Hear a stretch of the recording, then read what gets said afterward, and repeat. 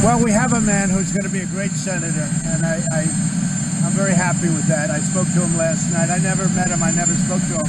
I'm very happy with him. And I have to say, Luther came a long way from the time I endorsed him, and he ran a good race. But Roy ran a really great race. And I know what they did with Mitch, and they used him very much in the campaign. But he works hard, and I'm sure things will work out. I just wanted to say, though, on health care, we have the votes for health care. We have one senator that's in the hospital. He can't vote because he's in the hospital. He can't vote because he's in the hospital. We have two other votes that are coming, and we will have them. But the problem is we can't have them by Friday because the reconciliation ends on Friday. So we'll have to do it in January, February. But I feel we have the votes. I'm almost certain we have the votes. But with one man in the hospital, we cannot display that we have them. Plus, some people want to go through a process just to make themselves feel better. That's okay. Look, who's in the hospital? Who are you referring to?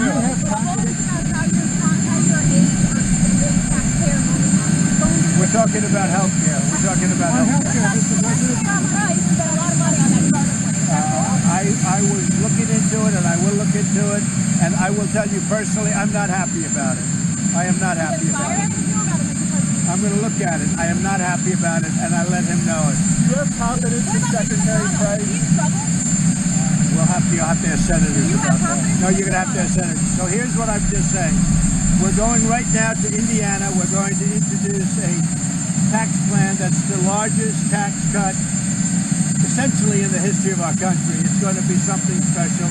You already know some of the numbers. We're going to give you some of the additional numbers. But on health care, we have the votes. We can't do it now because we have somebody in a hospital. And we have great respect for that gentleman, by the way. He's a fantastic man. We are going to do, he was a yes, that's right. Sir, who's in the hospital? Which senator are you referring to? He can't come here and vote. In other words, he can't come here and vote because he's in the hospital. Who is in the hospital, so sir? The story. Wait, let me just say, yeah, in the hospital. So we're going to do it in January or February because, as you know, we have the votes, but we can't go longer than Friday. What we're going to do is we will do the block grants, we will do the health care, we will get a longer process going for the couple of people that did want to see more process, even though they're a yes vote. But very importantly, I am also, during this period of a couple of months, I'm also going to meet with Democrats, and I will see if I can get a health care plan that's even better. So I will negotiate with Democrats, but from the Republican standpoint, we have the votes. We'll vote in January, February, or March. What about an executive order? Are you considering an executive order? I am considering an executive order on associations, and that will take care of a tremendous number of people with regard to health care. And I'll probably be signing a very major executive order where people can go out, cross state lines, do lots of things, and buy their own health care. And that will be probably signed next week. It's being finished now. It's going to cover a lot of territory and a lot of people, millions of people. John, go ahead. I think we're there now, John. I'll be honest. You look at the statement put out by Alaska, right? You saw that, by Lisa. You look at the other couple of statements. You know, we're only one off, maybe two. But we can't vote now, John. You probably didn't hear me because, as you know, one of our yes votes is in the hospital. I can't take him out of the hospital. I do have confidence in him, yes.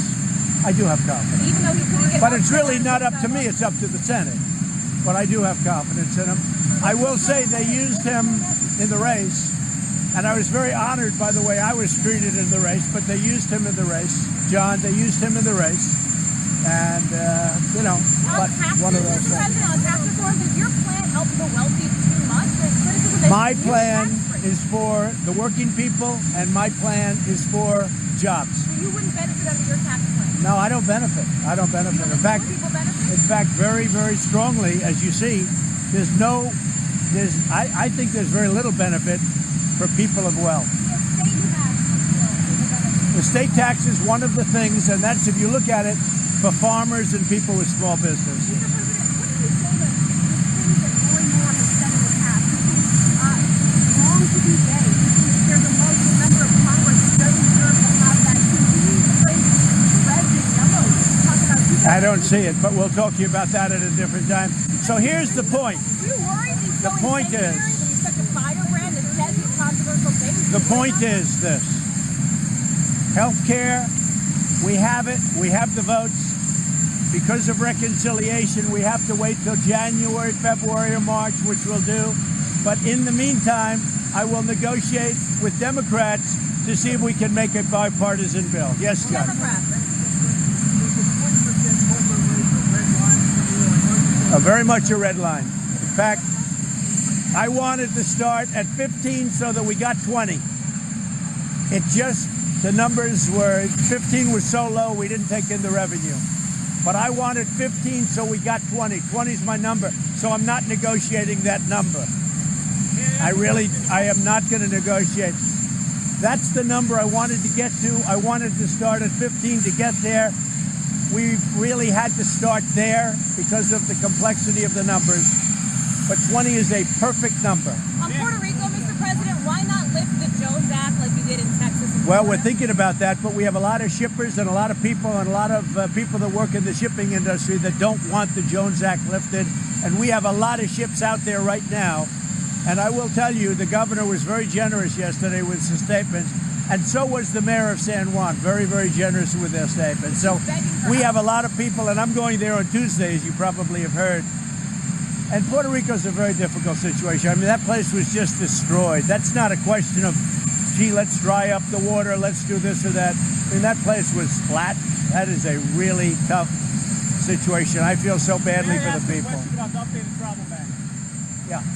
First of all, can you explain to us why Sudan was removed? And second of all, how does the travel ban work in North Korea that doesn't allow them? Well, the people allowed certain countries, but we can add countries very easily and we can take countries away. What did Sudan And as far as the travel ban is concerned, whatever it is, I want the toughest travel ban you can have.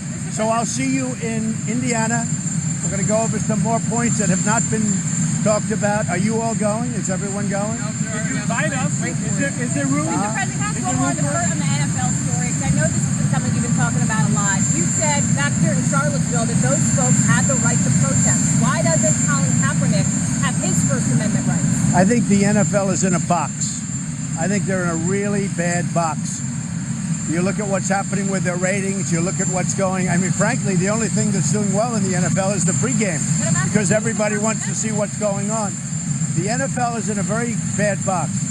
You cannot have people disrespecting our national anthem, our flag, our country, and that's what they're doing. And in my opinion, the NFL has to change. Or you know what's going to happen? Their business is going to go to hell. The First Amendment. Do you oppose the First Amendment rights of the Okay. NFL, Mr. President?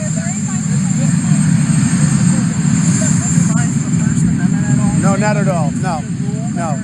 We have to respect our national anthem. We have to respect our country, and they're not respecting our country. And most importantly, the fans agree with me. I mean, largely the fans agree. But we have to show total respect for our national anthem, for our flag, for our country. We have to do it.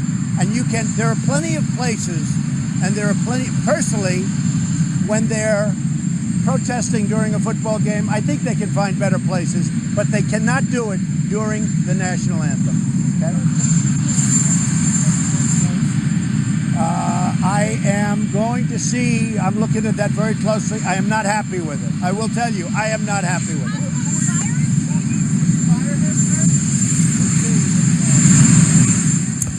All right, so there's the